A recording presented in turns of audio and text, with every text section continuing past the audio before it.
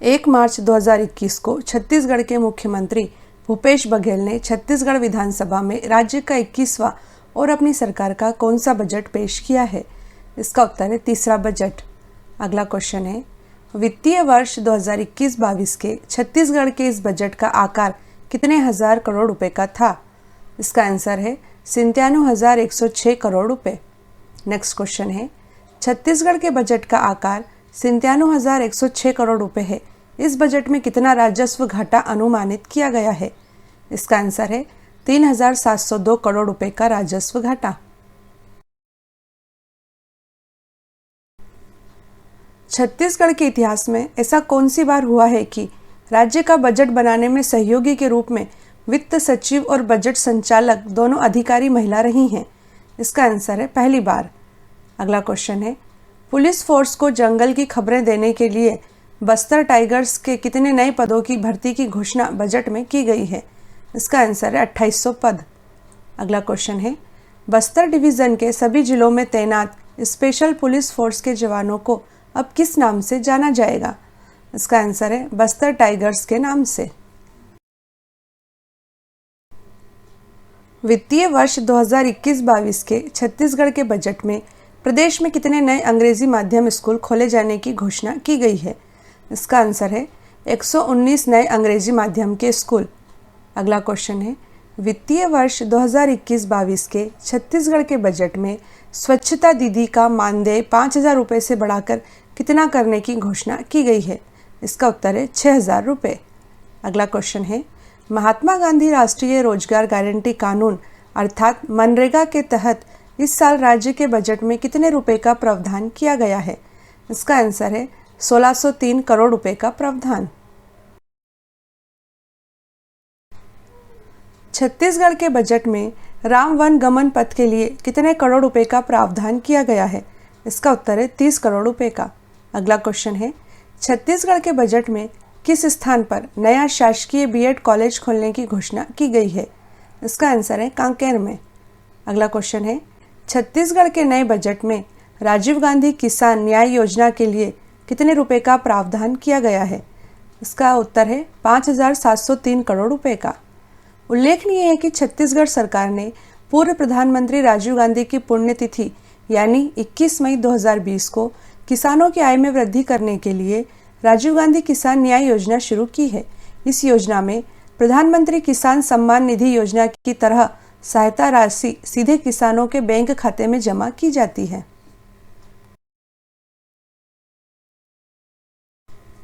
छत्तीसगढ़ के वित्तीय वर्ष 2021-22 के बजट में किन कृषि उत्पादों को न्यूनतम समर्थन मूल्य पर खरीदने की घोषणा की गई है?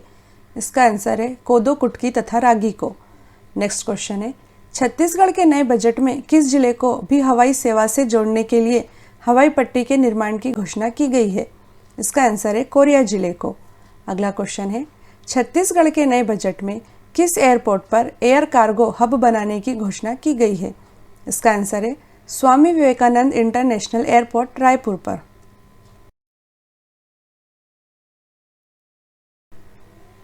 छत्तीसगढ़ के सभी लोगों तक नल का जल पहुंचाने के लिए जल जीवन मिशन योजना के तहत कितने रुपए का प्रावधान किया गया है? इसका उत्तर है 850 करोड़ रुपए का प्रावधान। अगला क्वेश्चन है, छत्तीसगढ़ के नए बजट में लाख और मछली पालन को कौन सा दर्जा दिया गया है? इसका आंसर है कृषि कार्य का दर्जा। नेक्स्ट क्वेश्चन है, छत्तीसगढ़ के नए बजट में भोपाल की तर्ज पर छत्तीसगढ़ में भी किस भवन के निर्माण की घोषणा की गई है? इसका उत्तर है भारत भवन का निर्माण। गौरतलब है कि भारत भवन भोपाल में स्थित कला केंद्र, सांस्कृतिक केंद्र एवं संग्रहालय है।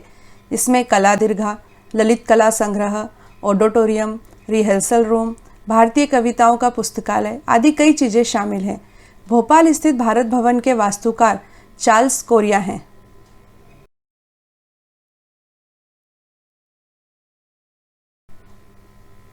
छत्तीसगढ़ के नए बजट में राज्य सिविल सर्विस के अधिकारियों के लिए तथा पुलिस सेवाओं के लिए क्रमशः कौन से 2 नए पुरस्कारों की स्थापना की घोषणा की गई है? इसका उत्तर है राज्य सिविल सेवा पदक तथा राज्य सेवा पुलिस पदक। अगला क्वेश्चन है, छत्तीसगढ़ के नए बजट में किस स्थान पर नवीन ऊर्जा शिक्षा उद्यान स्थापित करने की घोषणा की गई है? इसका उत्तर है दुर्ग जिले के पाटन में। अगला क्वेश्चन है, छत्तीसगढ़ के नए बजट में घोषित ट्रांसजेंडर्स अर्थात तृतीय लिंग के लोगों के पुनर्वास के लिए देश में अपनी तरह का पहला पुनर्वास केंद्र गरिमा गृह के नाम से 1 अप्रैल 2021 से कहां प्रारंभ हुआ है? इसका उत्तर है रायपुर में।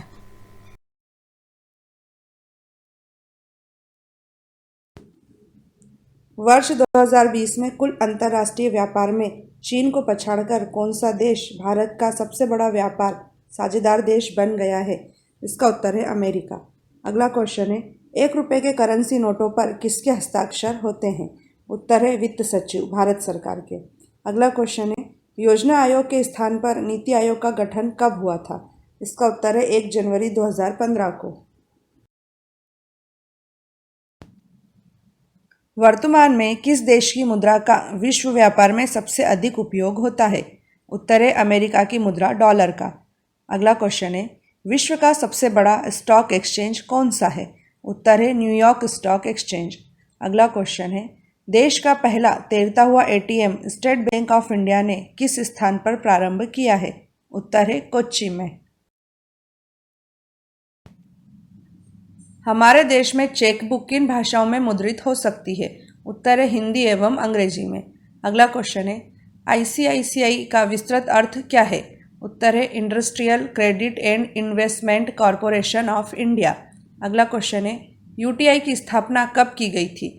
उत्तर है 1 फरवरी 1964 को।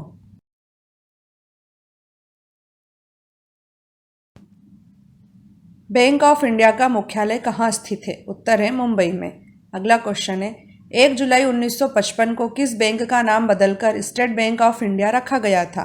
उत्तर है इंपीरियल बैंक ऑफ इंडिया। अगला क्वेश्चन है, भारतीय मूल के किस अमेरिकी अर्थशास्त्री को वर्ष 2019 का अर्थशास्त्र का नोबेल पुरस्कार दिया गया है? उत्तर है अभिजीत बैनर्जी को। रिजर्व बैंक ऑफ इंडिया की स्थापना किस वर्ष हुई थी? उत्तर है 1935 में। नेक्स्ट क्वेश्चन है, डेबिट कार्ड पर इक्विवेटेड मंथली इंस्टॉलमेंट अर्थात ईएमआई की सुविधा प्रदान करने वाला पहला भारतीय बैंक कौन सा है? इसका उत्तर है आईसीआईसीआई बैंक। अगला क्वेश्चन है, सामान्यतः बैंक अधिकतम कितनी अवधि के लिए फिक्स्ड डिपॉजिट स्वीकार करते हैं? उत्तर है 10 वर्ष।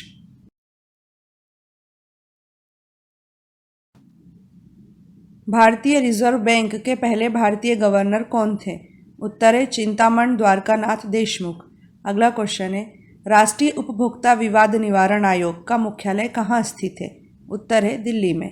नेक्स्ट क्वेश्चन है, ऐसी अर्थव्यवस्था जिसमें विदेशी व्यापार नहीं होता है किस प्रकार की अर्थव्यवस्था कहलाती है? उत्तर है बंद अर्थव्यवस्था।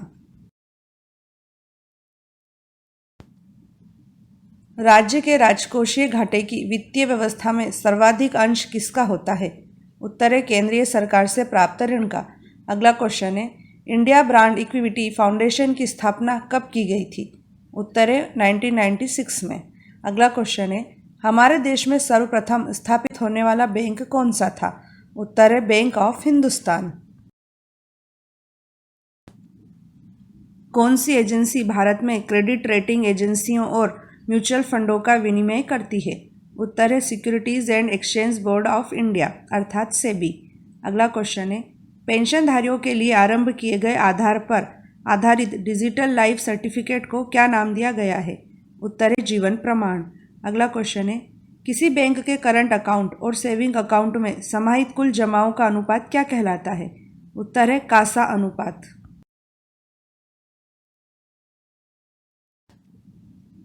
सार्वजनिक क्षेत्र के किस बैंक में न्यू बैंक ऑफ इंडिया का विलय हुआ है? उत्तर है पंजाब नेशनल बैंक। अगला क्वेश्चन है, सेंट्रल बैंक ऑफ इंडिया का मुख्यालय कहाँ स्थित है? उत्तर है मुंबई में। अगला क्वेश्चन है, वर्ष 1969 में 14 व्यावसायिक बैंकों का राष्ट्रीयकरण किस प्रधानमंत्री के शासनकाल में हुआ था? उत्तर है इंदिरा गांधी।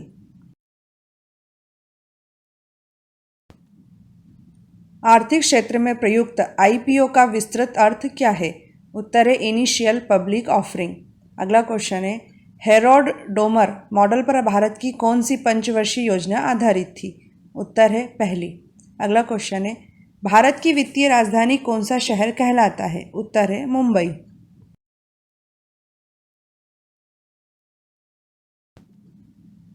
वर्ष 1999 में पारित फेमा का पूरा नाम क्या है? उत्तर है foreign exchange management act. Next question है, एक व्यक्ति एक बैंक की एक ही ब्रांच में कितने बचत खाते खोल सकता है? उत्तर है केवल एक। अगला क्वेश्चन है, economic and social commission for Asia and Pacific का मुख्यालय कहाँ है? उत्तर है बैंकॉक में। रेपो रेट और रिवर्स रेपो रेट कौन निर्धारित करता है? उत्तर है भारतीय रिजर्व बैंक। नेक्स्ट क्वेश्चन है, निजी क्षेत्र के किस बैंक ने सर्वप्रथम भारत में यह सुविधा उपलब्ध कराई है कि कोई भी उपभोक्ता बैंक को केवल एक मिस कॉल देकर राशि का स्थानांतरण करा सकता है? उत्तर है फेडरल बैंक। अगला क्वेश्चन है, भारत में वॉच बैंकिंग स्कीम प्रारंभ करने वाला पहला बैंक कौन सा है? उत्तर है एचडीएफसी बैंक। किस बैंक की स्थापना निर्यात को बढ़ावा देने तथा आयात पर देश की निर्भरता कम करने के लिए की गई है? उत्तर है एक्सिम बैंक। अगला क्वेश्चन है, देश का वह पहला राज्य कौन सा था जिसने राज्य स्तरीय मानव विकास रिपोर्ट जारी की थी? उत्तर है मध्य प्रदेश। अगला क्वेश्चन है, 1956 में स्थापित भारतीय जीवन बीमा निगम का हेडक्वार्टर किस शहर में स्थित है? उत्तर है मुंबई में। स्वतंत्र भारत में मुद्रा का अवमूल्यन प्रथम बार किस वर्ष किया गया था? उत्तर है 1949 में। अगला क्वेश्चन है, बिल्कुल नए सिरे से बजट तैयार करना किस प्रकार का बजट कहलाता है? उत्तर है शून्य आधारित बजट। अगला क्वेश्चन है, चेक जारी करने के बाद वह कितने महीने तक वैध रहता है? उत्तर है 3 माह तक। कौन सी संवैधानिक संस्था केंद्र तथा राज्यों के बीच राजस्व वितरण का कार्य करती है? उत्तर है वित्त आयोग। अगला क्वेश्चन है, भारत में पहला एटीएम किस वर्ष स्थापित हुआ था? उत्तर है 1987 में। अगला क्वेश्चन है, किस पंचवर्षीय योजना में मानव पूंजी के महत्व पर विशेष जोर दिया गया था? उत्तर है 7वीं पंचवर्षीय योजना। द्वितीय पंचवर्षीय योजना जिसमें समाज के समाजवादी प्रतिरूप की स्थापना की आकांक्षा थी, किस अन्य नाम से भी जानी जाती है? उत्तर है महालन 20 योजना। अगला क्वेश्चन है, भारत में विदेशी मुद्रा पर किसका नियंत्रण है? उत्तर है रिजर्व बैंक ऑफ इंडिया का। अगला क्वेश्चन है, भारत में लीड बैंक योजना कब प्रारंभ की गई थी? उत्तर है 1969 में।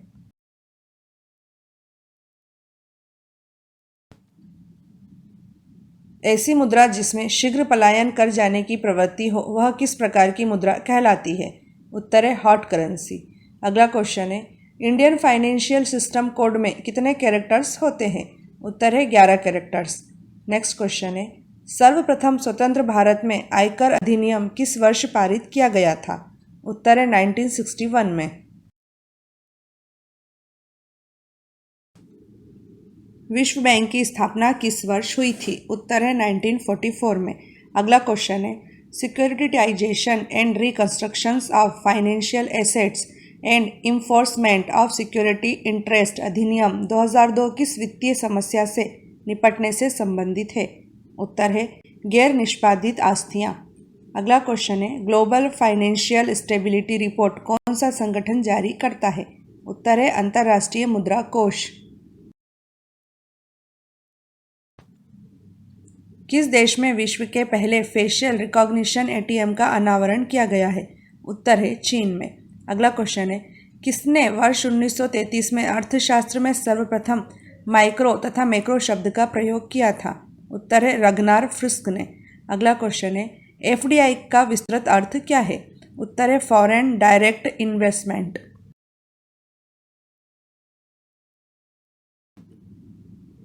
किस भारतीय व्यावसायिक निजी क्षेत्र के बैंक ने देश में सर्वप्रथम चलती फिरती एटीएम सेवा प्रारंभ की थी? उत्तर है आईसीआईसीआई बैंक ने। अगला क्वेश्चन है, वर्ल्ड डेवलपमेंट रिपोर्ट किसका वार्षिक प्रकाशन है? उत्तर है वर्ल्ड बैंक का। अगला क्वेश्चन है, भारत अंतर्राष्ट्रीय मुद्रा कोष का सदस्य किस वर्ष बना था? उत्तर है वर्ष 1945 में।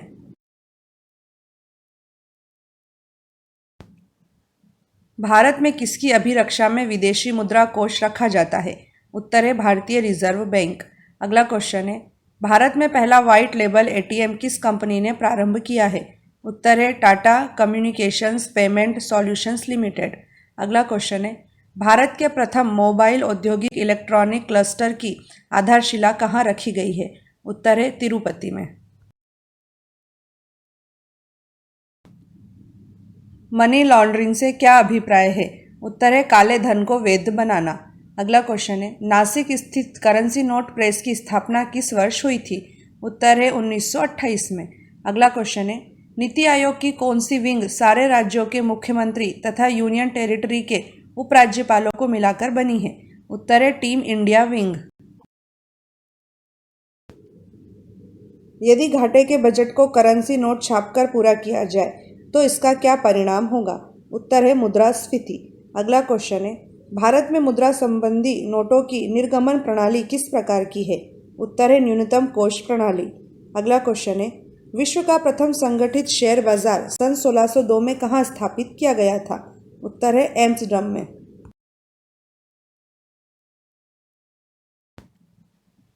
भारत में सहकारी बैंकों का गठन कितने स्तरों वाला है? उत्तर है 3 स्तरों वाला। अगला क्वेश्चन है, वॉल स्ट्रीट का संबंध किस स्टॉक एक्सचेंज से है? उत्तर है न्यूयॉर्क स्टॉक एक्सचेंज।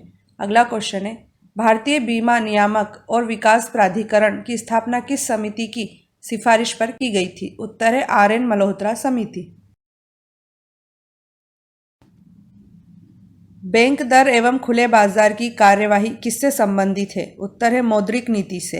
अगला क्वेश्चन है, न्यू डेवलपमेंट बैंक अर्थात ब्रिक्स बैंक का मुख्यालय कहाँ स्थित है? उत्तर है शंघाई में। अगला क्वेश्चन है, एशियाई विकास बैंक का मुख्यालय कहाँ स्थित है? उत्तर है मनीला में।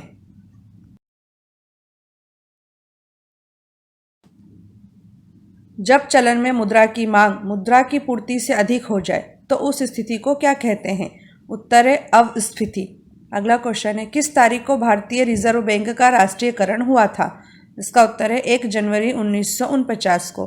अगला क्वेश्चन है, किस बैंक की विश्व में सबसे ज़्यादा संपत्ति है? उत्तर है industrial and commercial bank of China. विश्व बैंक के अध्यक्ष का नामांकन परंपरागत रूप से किस देश के द्वारा किया जाता है?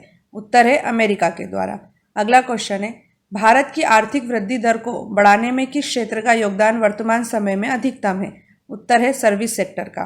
अगला क्वेश्चन है, वर्ष 1991 की भारत की नई आर्थिक नीति में अपनाई गई मुख्य रणनीति क्या थी? उत्तर है उदारीकरण, निजीकरण तथा वैश्वीकरण।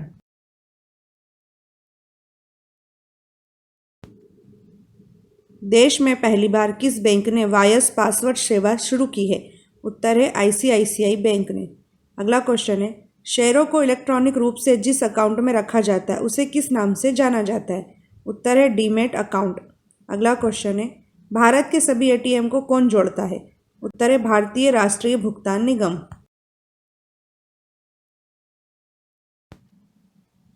बैंकों को अपनी कुल संपत्ति का एक न्यूनतम अनुपात नकद रूप में रखना होता है, इसे क्या कहते हैं? उत्तर है स्टैट्यूटरी लिक्विडिटी रेशियो। अगला क्वेश्चन है, हमारे देश में कौन फाइनेंशियल स्टेबिलिटी रिपोर्ट जारी करता है? उत्तर है रिजर्व बैंक ऑफ इंडिया। अगला क्वेश्चन है, federation of Indian chambers of commerce and industries की स्थापना किस वर्ष हुई थी? उत्तर है 1927 में। इंटरनेशनल मॉनिटरी फंड की स्थापना किस वर्ष हुई थी? उत्तर है 1945 में। अगला क्वेश्चन है, बिम्स्टेक नामक आर्थिक संगठन की स्थापना किस वर्ष हुई थी? उत्तर है 1997 में। अगला क्वेश्चन है, विश्व व्यापार के प्रमुख प्रहरी की भूमिका निभाने वाले विश्व व्यापार संगठन की स्थापना कब हुई थी? उत्तर है 1995 में। वह मुद्रा जिसकी आपूर्ति मांग की अपेक्षा अधिक हो क्या कहलाती है? उत्तर है सॉफ्ट करेंसी। अगला क्वेश्चन है, किस नीति से बैंक दर संबंधित है? उत्तर है मौद्रिक नीति से। अगला क्वेश्चन है, वर्ष 1998 का अर्थशास्त्र का नोबेल पुरस्कार किस भारतीय अर्थशास्त्री को दिया गया है? उत्तर है अमर्त्य सेन को। भारतीय बैंकों की विदेशों में शाखाएं किस देश में सर्वाधिक हैं? उत्तर है ब्रिटेन में। अगला क्वेश्चन है, 1920 में प्रथम भूमि विकास बैंक की स्थापना किस राज्य में हुई थी? उत्तर है पंजाब में। अगला क्वेश्चन है, सार्वजनिक क्षेत्र के बैंकों में कौन सा बैंक सबसे बड़ा है? उत्तर है भारतीय स्टेट बैंक।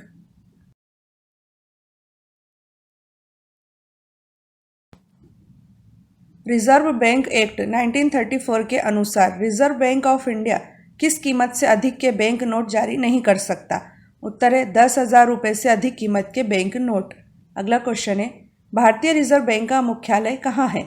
उत्तर है मुंबई में। अगला क्वेश्चन है, अंतर्राष्ट्रीय मुद्रा कोष के संदर्भ में SDR का तात्पर्य क्या है? उत्तर है special drawing rights.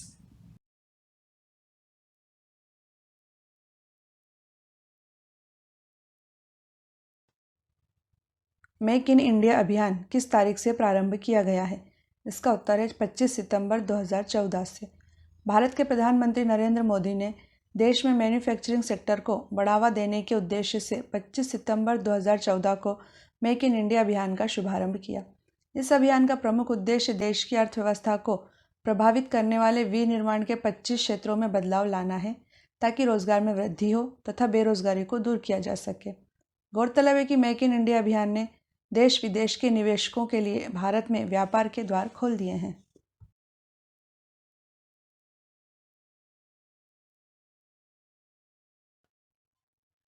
Beti Bachao Beti Padhao कार्यक्रम का शुभारंभ किस जिले से किया गया था?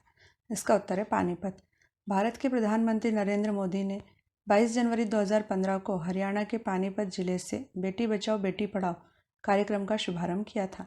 यह कार्यक्रम बालिकाओं को जीवित रखने, सुरक्षित रखने, शिक्षित बनाने एवं सशक्त बनाने के लिए समन्वित एवं केंद्रीकृत प्रयास सुनिश्चित करने हेतु शुरू किया गया है। इसे एक राष्ट्रीय अभियान के रूप में सभी राज्यों एवं केंद्र शासित प्रदेशों में क्रियान्वित किया जा रहा है। लैंगिक भेदभाव के कारण बालिकाओं की हत्या रोकना, बालिकाओं का जीवन एवं सुरक्षा सुनिश्चित करना, बालिकाओं की शिक्षा व सहभागिता सुनिश्चित करना इस कार्यक्रम के मूल उद्देश्य हैं।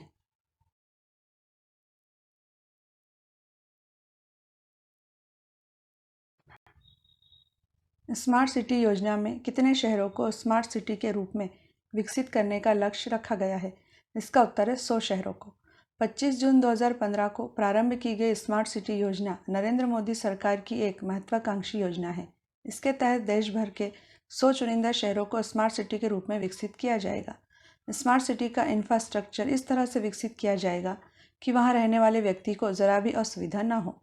स्मार्ट सिटी योजना हेतु 20 शहरों की पहली सूची जनवरी 2016 में, 13 शहरों की दूसरी सूची मई 2016 में, 27 शहरों की तीसरी सूची सितंबर 2016 में और 30 शहरों की चौथी सूची जून 2017 में जारी की गई थी। 9 शहरों की पांचवी सूची जनवरी 2018 में जारी की गई तथा जून 2018 में शिलांग को 100वें स्मार्ट शहर के रूप में चुना गया है।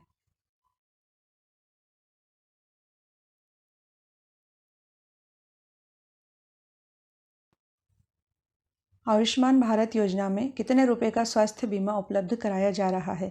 इसका उत्तर है सालाना 5 लाख रुपए का। मोदी केयर के नाम से मशहूर आयुष्मान भारत योजना 1 अप्रैल 2018 से शुरू की गई है। केंद्र सरकार आयुष्मान योजना के तहत देश के 10 करोड़ परिवारों या 50 करोड़ लोगों को सालाना 5 लाख रुपए का स्वास्थ्य बीमा उपलब्ध करा रही है। आयुष्मान भारत योजना को प्रधानमंत्री जन आरोग्य योजना भी कहा जाता है। यह वास्तव में देश के गरीब लोगों के लिए हेल्थ इंश्योरेंस स्कीम है। लाभार्थी सरकार द्वारा सूचीबद्ध निजी अस्पतालों में अपने परिवार का इलाज करा सकेंगे। इसे पूर्व में चल रही राष्ट्रीय स्वास्थ्य बीमा योजना के स्थान पर प्रारंभ किया गया है।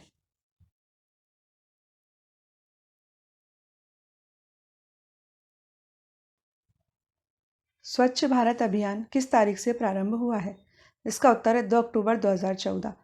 प्रधानमंत्री नरेंद्र मोदी ने 2 अक्टूबर 2014 को गांधी जयंती के दिन स्वच्छ भारत अभियान का शुभारंभ किया था। स्वच्छ भारत अभियान का लक्ष्य खुले में शौच को रोकना, प्रत्येक घर में शौचालय का निर्माण करना तथा कचरे का उचित ढंग से निस्तारण करना है। लोगों में स्वच्छता के प्रति जागरूकता उत्पन्न करना भी स्वच्छ भारत अभियान का मुख्य लक्ष्य है। इसके तहत वर्ष 2019 के अंत तक भारत को संपूर्ण स्वच्छ बनाने का लक्ष्य तय किया गया था। 2 अक्टूबर 2019 को प्रधानमंत्री नरेंद्र मोदी ने भारत को खुले में शौच से मुक्त अर्थात ODF घोषित कर दिया है।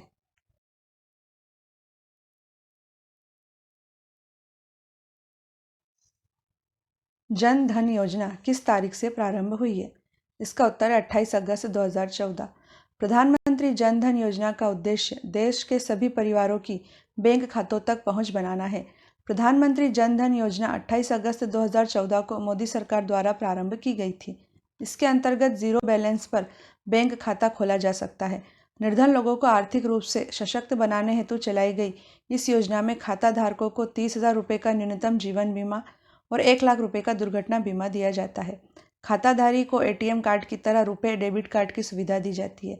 खाताधारी बैंक से 6 महीने के अंतराल पर 5,000 रुपये की राशि ऋण के तौर पर भी प्राप्त कर सकता है।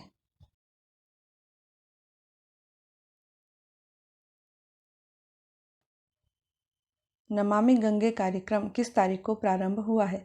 इसका उत्तर है 7 जुलाई 2016 को। गंगा नदी को स्वच्छ बनाने हेतु 7 जुलाई 2016 को केंद्र सरकार के द्वारा नमामि गंगे कार्यक्रम का प्रारंभ किया गया है।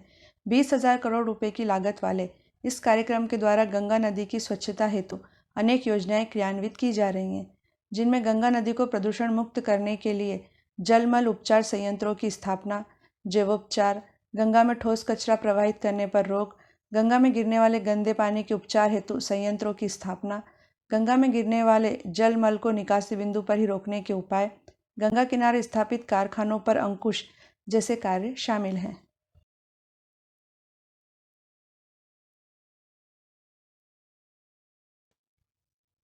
डिजिटल इंडिया मिशन कब शुरू किया गया था? इसका उत्तर है 2 जुलाई 2015 को। सभी सरकारी सेवाएं जन सामान्य को इलेक्ट्रॉनिक तरीके से मुहैया कराने हेतु सरकारी कामकाज का डिजिटलीकरण करने के उद्देश्य से 2 जुलाई 2015 को डिजिटल इंडिया मिशन की शुरुआत की गई थी। मिशन के तहत भारत को डिजिटल बनाने हेतु विशेष ध्यान दिया जा रहा है। 1,00,000 करोड़ रुपए की लागत वाले इस मिशन के 2020 तक पूरे होने का लक्ष्य रखा गया है। यह देश का एक सफल मिशन है और डिजिटल साक्षरता तथा विभिन्न कार्यक्रमों के माध्यम से तेजी के साथ अपने लक्ष्य की ओर बढ़ रहा है।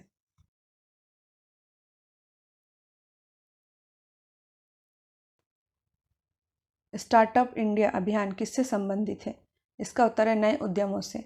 16 जनवरी 2016 को उत्तर प्रदेश के नोएडा से नए उद्यमों को बढ़ावा देने के उद्देश्य से स्टार्टअप इंडिया अभियान का प्रारंभ किया गया। योजना का मुख्य उद्देश्य छोटे शहरों व गांवों के युवाओं को लाभ पहुंचाना है। इसके तहत युवाओं को नवीनतम एवं रचनात्मक कार्यों के लिए आर्थिक मदद व टैक्स में छूट दी जाती है। युवाओं को स्टार्टअप प्रारंभ करने के लिए मार्गदर्शन और तकनीकी सहायता उपलब्ध कराने का भी प्रावधान है।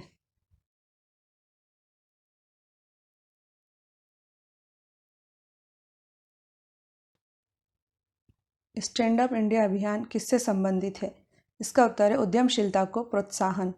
उत्तर प्रदेश के नोएडा से 5 अप्रैल 2016 को प्रधानमंत्री नरेंद्र मोदी ने स्टैंड अप इंडिया अभियान की शुरुआत की। इस योजना का लक्ष्य ऋण देकर वंचितों और दलितों को उद्यमशीलता हेतु प्रोत्साहित करके मुख्य धारा में लाना है। केंद्र सरकार की इस योजना के अंतर्गत 10 लाख रुपए से 1 करोड़ रुपए तक का ऋण अनुसूचित जाति, अनुसूचित जनजाति और महिलाओं को प्रदान किया जाता है।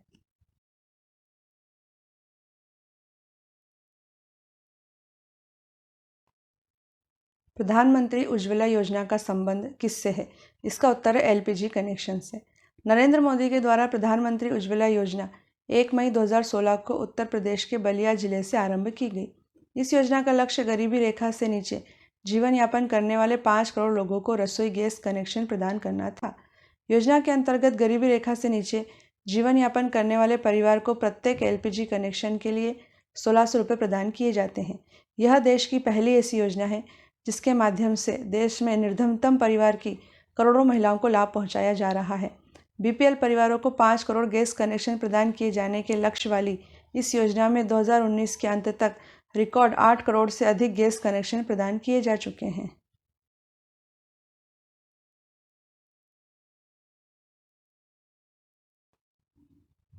उज्ज्वला प्लस योजना क्या है?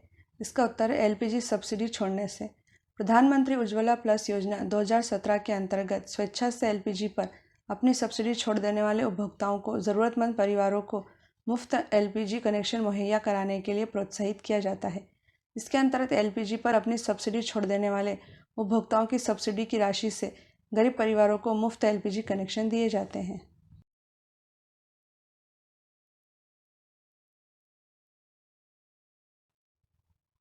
उजाला योजना में कार्बन उत्सर्जन में कितने प्रतिशत कमी लाने का लक्ष्य रखा गया है? इसका उत्तर है 30 से 31%।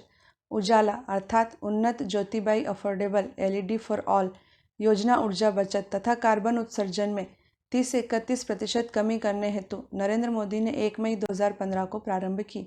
इस योजना के अंतर्गत बिजली की बचत हेतु कम मूल्य पर एलईडी बल्ब दिए जाते हैं। उजाला योजना ने ऊर्जा की बचत करने वाली लाइटिंग के बारे में जागरूकता उत्पन्न करने में महत्वपूर्ण भूमिका अदा की है। महत्वपूर्ण बात यह है कि इस योजना से देश में प्रति वर्ष 12 करोड़ टन कार्बन मोनोऑक्साइड उत्सर्जन में कमी आई है। यह योजना बचत लैंप योजना के स्थान पर शुरू की गई है।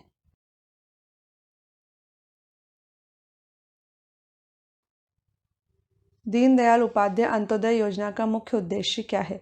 इसका उत्तर है कौशल विकास।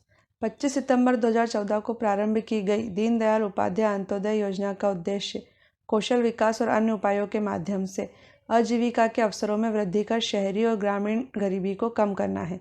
योजना के मुख्य बिंदु हैं: प्रत्येक शहरी निर्धन व्यक्ति पर 15,000 से 18,000 रुपये खर्च कर उसे कौशल सिखाना, व्यक्तिगत परियोजना के लिए 2 लाख रुपए की तथा समूह उद्यमों के लिए 10 लाख रुपए की ब्याज सब्सिडी के साथ उद्यमों की स्थापना के माध्यम से स्वरोजगार को बढ़ावा देना, सभी के लिए आवास, सभी के द्वार पर ही सुरक्षित पेयजल, क्षेत्र के अनुरूप सिंचाई की सुविधाएं, सभी मौसमों में चालू रहने वाली सड़कों के माध्यम से नज़दीकी शहरों से संपर्क, बिजली की उपलब्धता, शहरी विकास की निरंतरता के लिए ठोस संस्थागत प्रणाली, आदिवासी सांस्कृतिक धरोहर का संवर्धन एवं संरक्षण तथा आदिवासी क्षेत्रों में खेलों को बढ़ावा देना है।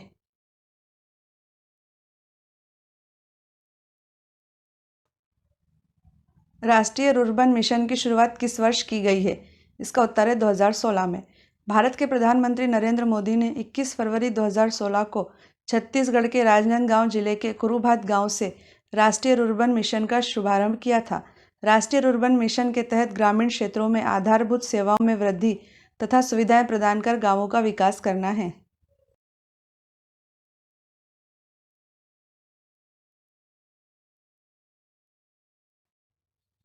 अमृत कार्यक्रम कब शुरू किया गया था?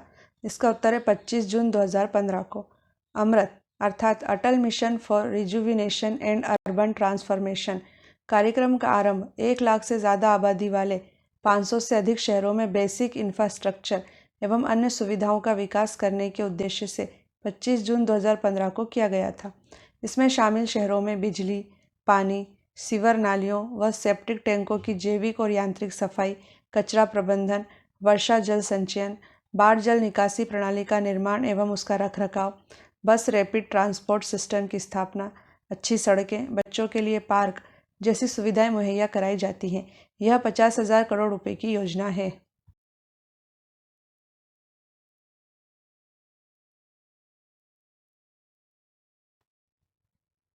सुगम्य भारत अभियान किसके लिए शुरू किया गया है? इसका उत्तर है विकलांगों के लिए। सुगम्य भारत अभियान का आरंभ प्रधानमंत्री नरेंद्र मोदी द्वारा 3 दिसंबर 2015 को अंतर्राष्ट्रीय विकलांग दिवस के दिन किया गया था।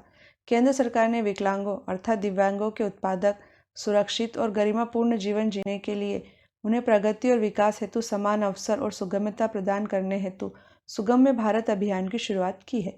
सुगम्य भारत अभियान विकलांगों के लिए सभी प्रकार की सुगम्यता प्रदान करने हेतु और 3 स्तंभों निर्माण परिवेश, सार्वजनिक परिवार तथा सूचना एवं संचार प्रौद्योगिकियों पर जोर देते हुए एक सक्षम और बाधा मुक्त वातावरण बनाने हेतु एक राष्ट्रव्यापी अभियान है।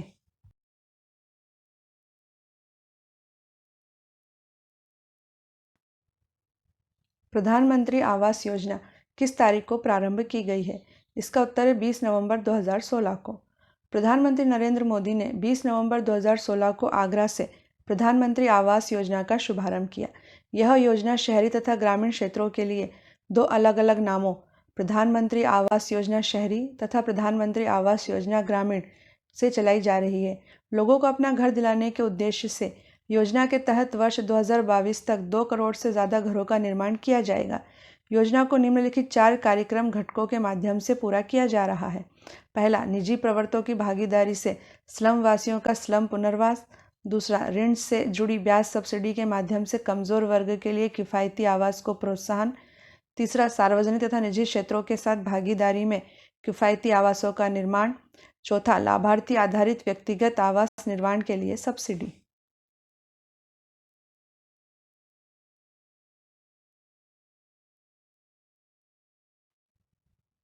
प्रधानमंत्री मुद्रा योजना का संबंध किससे है? इसका उत्तर है बैंक ऋण। प्रधानमंत्री मुद्रा अर्थात micro units development and refinance agency limited योजना एक बैंक ऋण योजना है जो लघु उद्यमों, कंपनियों व स्टार्टअप्स को वित्तीय सहायता उपलब्ध कराने के लिए 8 अप्रैल 2015 को प्रारंभ की गई थी। इस योजना के अंतर्गत 3 श्रेणियों में ऋण दिया जाता है। पहली है शिशु। इसके अंतर्गत नए उद्यमियों को व्यापार प्रारंभ करने हेतु 50,000 रुपये तक का ऋण दिया जाता है। दूसरी है किशोर। इसके अंतर्गत उन उद्योगों को 50,000 से 5 लाख रुपए तक का ऋण दिया जाता है जो प्रारंभ तो हो गए हैं पर अभी स्थापित नहीं हो पाए हैं। तीसरी है तरुण। इसके अंतर्गत स्थापित हो चुके लघु उद्योगों को व्यापार वृद्धि हेतु 10 लाख रुपए तक का ऋण उपलब्ध कराया जाता है।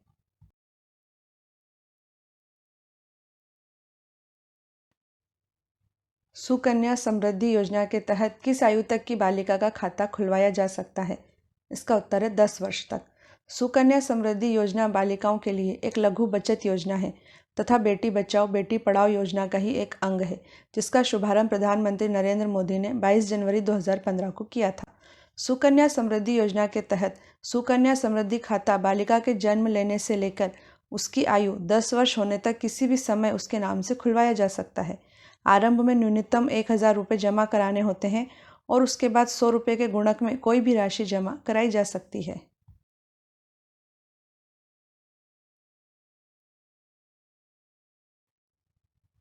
नई मंजिल योजना का संबंध किससे है? इसका उत्तर है औपचारिक शिक्षा कौशल प्रशिक्षण। नई मंजिल योजना बीच में ही पढ़ाई छोड़ चुके अथवा मदरसों जैसे सामुदायिक शिक्षा संस्थानों में पढ़े 17 से 35 वर्ष के अल्पसंख्यक युवाओं को कक्षा 8वीं या 10वीं तक औपचारिक शिक्षा तथा प्रमाण पत्र के साथ कौशल प्रशिक्षण देने के उद्देश्य से प्रारंभ की गई है, ताकि वे बेहतर रोजगार प्राप्त करने के योग्य हो जाएं और बेहतर जीवन जी सकें। इस योजना में कम से कम 30% सीटें अल्पसंख्यक लड़कियों के लिए रखी गई हैं। इसमें 9 से 12 महीने का गैर आवासीय कार्यक्रम भी है, जिसमें उनकी शिक्षा के लिए तथा लाभकारी रोजगार प्राप्त करने के लिए किसी कौशल का प्रशिक्षण दिया जाता है।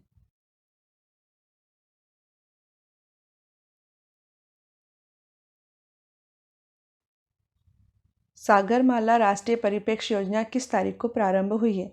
इसका उत्तर है 14 अप्रैल 2016 को। 14 अप्रैल 2016 को प्रधानमंत्री नरेंद्र मोदी ने सामुद्रिक भारत सम्मेलन के शुभारंभ के अवसर पर सागरमाला राष्ट्रीय परिप्रेक्ष्य योजना प्रारंभ की।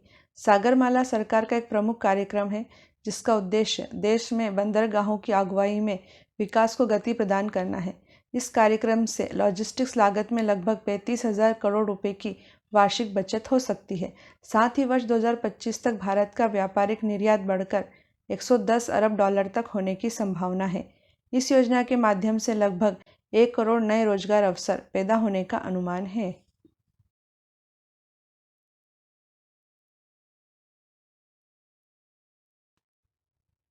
प्रधानमंत्री ग्राम सड़क योजना किस तारीख को प्रारंभ हुई थी? इसका उत्तर है 25 दिसंबर 2000 को। भारत सरकार ने 25 दिसंबर 2000 को प्रधानमंत्री ग्राम सड़क योजना अर्थात PMGSY की शुरुआत की थी। इस योजना का प्रमुख उद्देश्य ग्रामीण इलाकों में 500 या इससे अधिक आबादी वाले पहाड़ी और रेगिस्तानी क्षेत्रों में 250 लोगों की आबादी वाले गांव सड़क संपर्क से वंचित गांवों को 12 मासी सड़कों से जोड़ना है। प्रधानमंत्री ग्राम सड़क योजना के तहत सम्मिलित 1,58,891 गांवों में से 84,414 गांवों को जोड़ने के लिए लक्षित 3,67,693 किलोमीटर में से 2,09,570 किलोमीटर नई सड़कों का निर्माण किया जा चुका है। इस योजना के तहत प्रतिदिन औसतन लगभग 133 किलोमीटर सड़कों का निर्माण हो रहा है।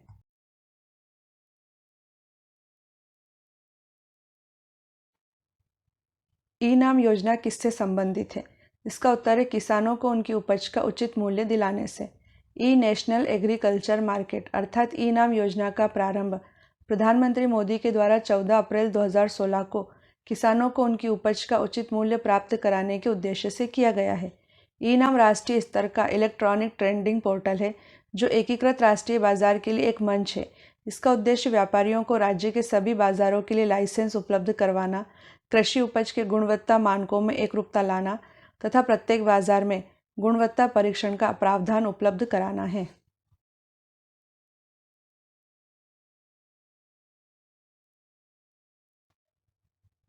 उड़ान योजना का संबंध किससे है? इसका उत्तर है सस्ती हवाई सेवा। उड़ान यानी उड़े देश का आम नागरिक योजना देश के आम नागरिकों को सस्ते में हवाई सफ़र कराने के मकसद से शुरू की गई है। इस योजना के तहत छोटे शहरों को हवाई सेवाओं से जोड़ा जाएगा। पहली सेवा शिमला और दिल्ली के बीच प्रारंभ की गई थी, जिसका शुभारंभ 27 अप्रैल 2017 को प्रधानमंत्री नरेंद्र मोदी ने शिमला के जुव्वरहट्टी हवाई अड्डे से किया था।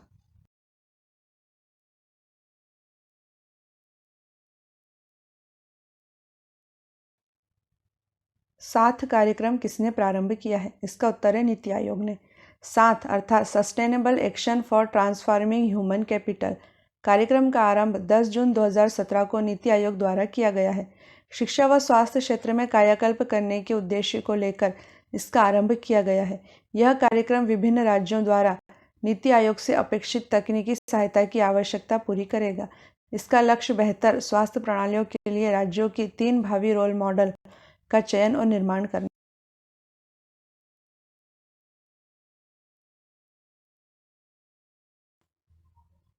सेतु भारतम परियोजना का संबंध किससे है?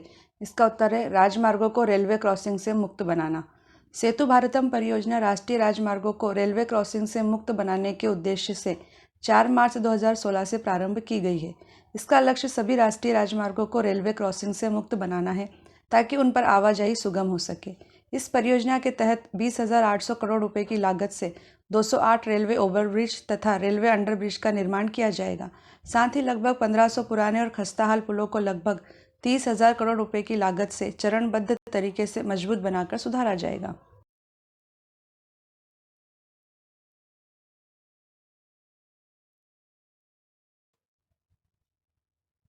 राष्ट्रीय वयोश्री योजना किस तारीख को प्रारंभ हुई है? इसका उत्तर 1 अप्रैल 2017। गरीबी रेखा से संबद्ध वरिष्ठ नागरिकों को शारीरिक सहायता एवं जीवन यापन के लिए आवश्यक उपकरण प्रदान करने वाली राष्ट्रीय वयोश्री योजना का शुभारंभ आंध्र प्रदेश के नेल्लोर जिले से 1 अप्रैल 2017 को किया गया है। इस योजना के अंतर्गत वरिष्ठ नागरिकों के जीवन यापन के लिए आवश्यक उपकरणों को शिविरों के माध्यम से वितरित किया जाएगा। 484 करोड़ रुपए की इस योजना से देश के 260 जिलों के गरीबी रेखा वाले 5,56,000 वरिष्ठ नागरिकों को लाभ मिलेगा।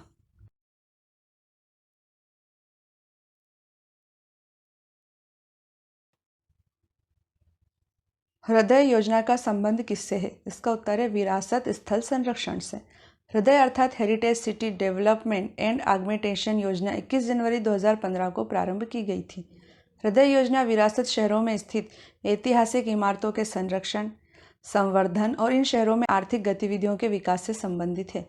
केंद्र सरकार द्वारा वित्त पोषित यह योजना विरासत शहरों के समेकित, समावेशी और सतत विकास हेतु तैयार की गई है।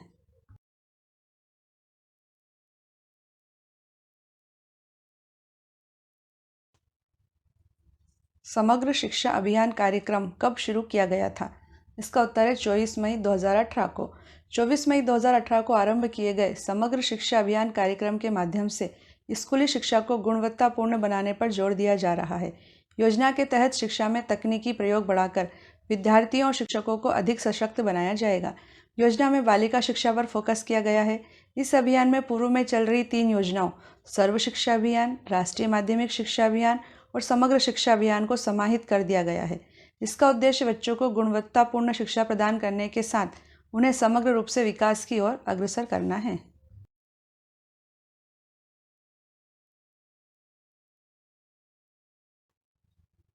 स्वच्छ स्वस्थ सर्वत्र अभियान किस दिनांक से प्रारंभ हुआ है? इसका उत्तर है 29 दिसंबर 2016। स्वच्छ स्वस्थ सर्वत्र अभियान का प्रारंभ केंद्र सरकार के स्वास्थ्य एवं परिवार कल्याण मंत्रालय तथा पेयजल एवं स्वच्छता मंत्रालय द्वारा 29 दिसंबर 2016 को किया गया था। इस अभियान के माध्यम से स्वच्छ भारत से एक कदम आगे स्वस्थ भारत के निर्माण पर जोर दिया जा रहा है। इस अभियान का उद्देश्य बेहतर स्वच्छता, ज़्यादा जागरूकता और स्वस्थ जीवन शैली अपनाकर उत्तम स्वास्थ्य के लक्ष्य को प्राप्त करना है।